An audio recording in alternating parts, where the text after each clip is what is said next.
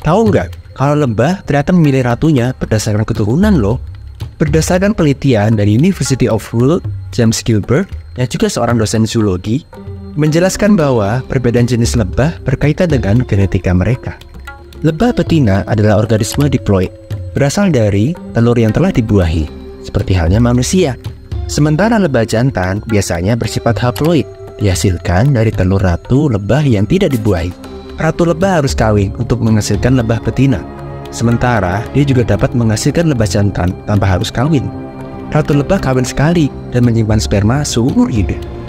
Setelah kawin, ia dapat memilih untuk membuai sel telur di mana saja, sehingga dapat mengontrol jumlah keturunan jantan dan betina yang dimilikinya. Proses penentuan jenis kelamin lebah dipengaruhi oleh gen. Jika gen ini berasal dari sel telur yang telah dibuahi, lebah akan menjadi betina. Tetapi, jika sel telur yang tidak dibuahi, lebah menjadi jantan.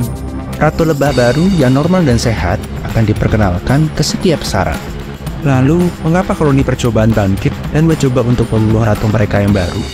Ini terjadi karena kehadiran pejantan diploid yang steril.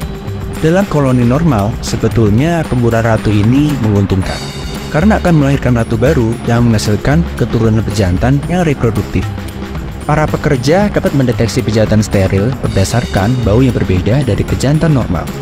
Pejantan steril dibunuh sekitar 10 hari setelah muncul, saat ratu-ratu dalam percobaan mulai mati secara misterius.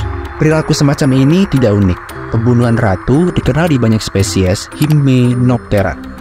Contohnya seperti semut api membentuk kelompok dengan tanda genetik tertentu yang membedakan antara geng dan para pekerja dari satu geng dan akan membunuh ratu dengan tanda geng yang salah.